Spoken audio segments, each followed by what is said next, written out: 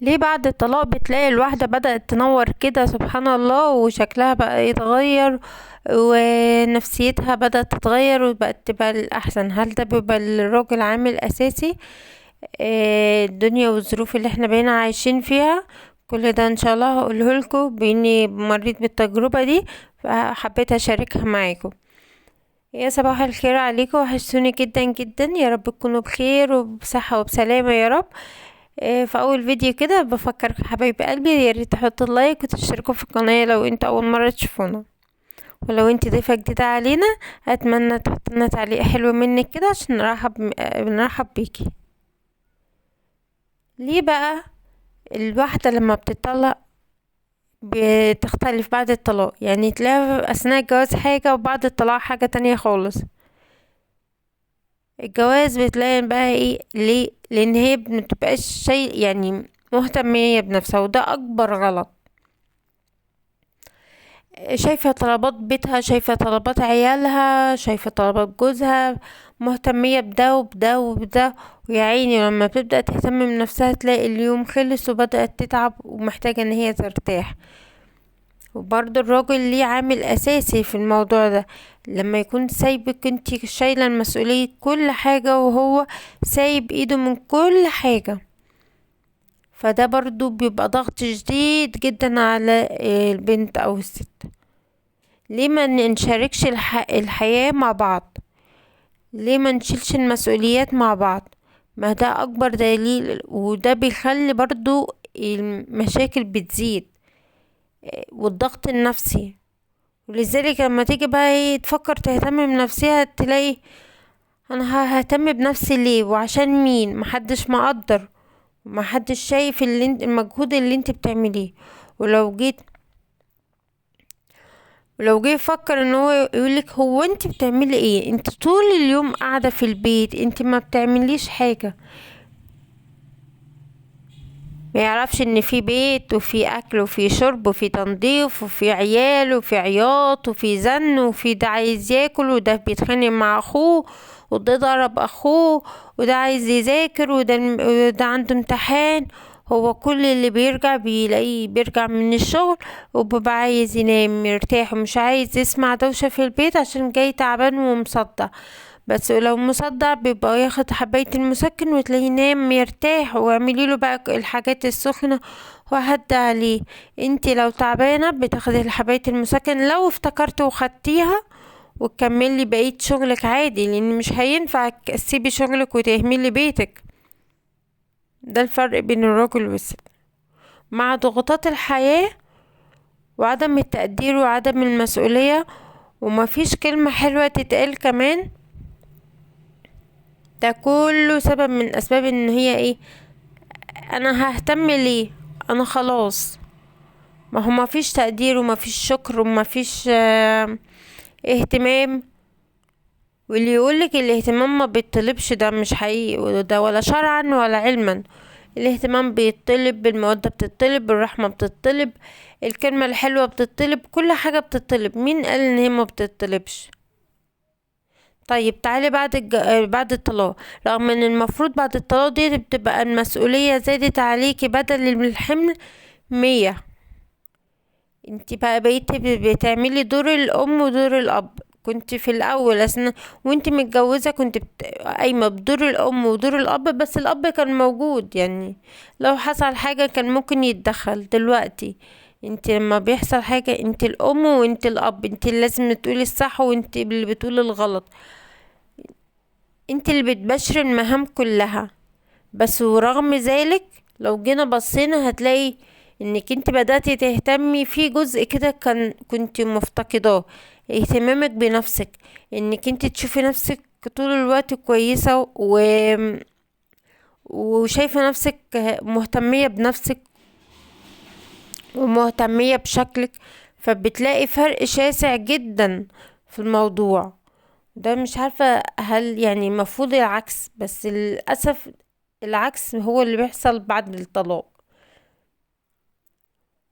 رغم انك انت بتبقي شايلة المسؤولية، بس انك بتلاقي نفسك شكلك اتغير، بدأتي تهتمي بنفسك وبصحتك بشكلك، جسمك، بتهتمي للأحسن، بتهتمي ببشرتك، بتهتمي بحاجات كتير رغم الضغط اللي بقى الضغط كبير عليكي، وكفاية نظرة المجتمع عليكي. ده كله كوم، ونظرة المجتمع عليكي كوم. يمكن اتغيرنا شوية او خلاص اتعودنا، او على حسب كل واحدة والمكان اللي هي عايشة فيه، او الوضع اتأقلمت عليه ازاي.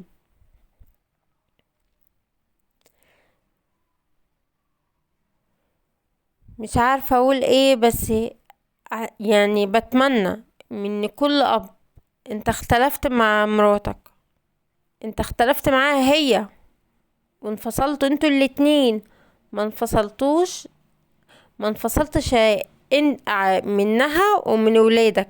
ولادك اهم حاجة، ودي هتتسأل عليهم. هل راعيتهم؟ هل قمت بواجبك؟ فاتقوا الله في ولادكم. بص بقى يا حبايب قلبي، هنعمل الغدا النهارده، وكنت بقى محتاره مش عارفه اعمل ايه ولا ايه.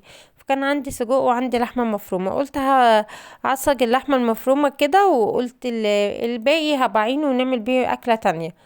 كانت الحاجه متجمده، وانا كنت راجعه متاخر من بره، فقلت حطيتها كده على النار، وقلت هي بقى هتفك مع نفسها مع الحراره.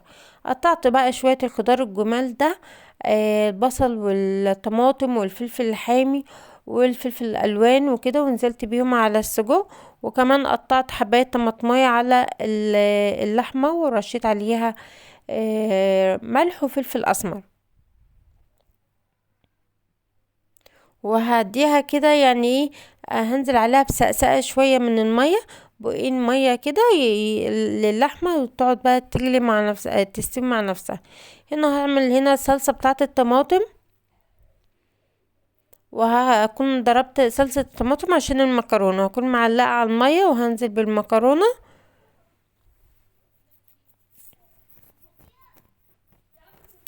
طبعا بحب المكرونه الاسباجيتي جدا، ما اعرفش ايه الفرق، هل انتوا كده زيي؟ يعني بحسها ان اللي هي العشق كده ليها طعم مختلف تماما عن باقي المكرونات. يعني المكرونه الاسباجيتي دي في حتة تانية خالص يعني. هل انتوا زي كده ولا ايه؟ هنا بقى بحط على السجق بتاعي، بعد ما اتشوح ومع الخضار وكده، نزلت عليه بالملح وفلفل اسمر وشطة وبابريكا، وظبطت يعني. وهنا بقى هنزل اعمل الطماطم. هنزل بالطماطم، صلصة الطماطم،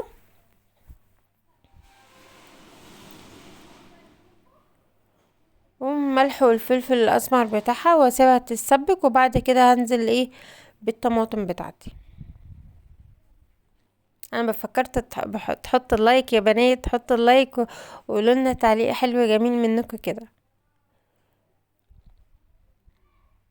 هنزل بقى بالطماطم بتاعتنا كده على الصلصة بعد ما اتسبكت، حمرا وجميلة كده يا خرابي بتدوب كده في البق، انا بعشقها. وكمان لو حبة شطة عليها كمان تحطيها كده تبقى تحفة جدا. يلا نجري في الاكل ونتغدى، ونشوف بقى هنعمل ايه بعد الغدا. نغسل بقى المواعين ونكمل روتين يومنا العادي جدا. بص، انا من الكبشه بتاعه المكرونه ديت، انا باخد بالكتير كبشه واحده في كل طبق كده، وحبه سجق اهو، وحبه من اللحمه المفرومه، والباقي بقى اتعمل بيهم تاني يوم، عملت بيهم صينيه مكرونه بالبشاميل. قلت محمد بيحبها وكان طالبها من ماما بقاله فتره. اتغدينا وبالهنا والشفا لكل اللي كل يا رب. نبدا بقى نغسل المواعين. هنا البوتاجاز كان بقاله فترة كنت حاطة عليه الورق الألمنيوم عشان يحافظ عليه وكده، فكان بقاله فترة كبيرة ما غيرتوش، فقلت استغل الفرصة معاكم واغير الورق الألمنيوم، واخد البوتاجاز كده دعكة نضيفة واظبطه. بحس ان ورق الألمنيوم عايزة اجيب، فكرت ان انا اجيب اللي هو ورق الألمنيوم الفويل، اللي هو بيتلزق ذات نفسه على حجم كل العين. بس بصراحة لما جيت عشان اشوفه لقيت الواحدة بس العين الواحدة تقريبا ب15 جنيه. تخيلوا بقى دي اجيب حوالي ب75 ولا 80 جنيه فويل بس عشان احطه حوالي حوالين العيون كده. فقلت ماله بقى الفويل العادي ان احنا بنحطه اللي هو بتاع البوتاجاز اصلا، التقيل اللي نحطه على البوتاجاز كله مرة واحدة. يعني هروح ادفع اجيب ب80 جنيه عشان هيقعد مثلا معايا شهر ولا حاجة، وبعد كده اروح رميه. فحرام يعني، الدنيا بدأت تغلى ومش سهلة. فالواحد بيحاول يعني يمشي نفسه عند ما نشوف هنروح على فين يعني. هنا بقى ايه، بدأت دعك البوتاجاز وخد دعكة تمام كده محترمة. وبعد كده ايه، بالفوطة كده فوطة مبلولة، وبدأت ألم اللي بتاعه. بعدين جبت فوطة ناشفة اللي انا كنت قلتلكوا عليها، اللي انا جايباها الواحدة ب9 جنيه، بتتباع برا في المحلات ب15 جنيه. وده كان لقيته عرض عن جروبات، فاستغليت وجبت عرض ليه. دعكت بقى وظبطته كده، وقلت احط الحلل. عايزه اقول لكم الحلل التيفال دي مش تركي، هي قرشه الماني، تحفه يا بنات. بس دي بقى ايام ما كنت بجهز وكده، يعني من 10 11 سنة. كان مش عارفه بحوالي ب2000 جنيه ولا 3. بصوا تحفه، مش لاقيه زيه تاني والله. بعد بقى ما لمعت البوتاجاز والرخامه وكده، خدت قلت اكمل بقى بقيه التنظيف، واخد اكنس المطبخ كده واظبطه. وكده بخلصنا، واشوفك على خير في فيديو جديد ان شاء الله. واتمنى يكون الروتين خفيف عليكم وكنت ضيفة خفيفة عليكم. واستنى رأيكم في الكومنتات، هل ان الراجل بيبقى هو اللي ليه العامل، والظروف اللي هي اللي ليها العامل في ان الست تكبر 100 سنة قبل الجواز، ولا اثناء الجواز، ولا بعد الطلاق؟ اشوفك على خير.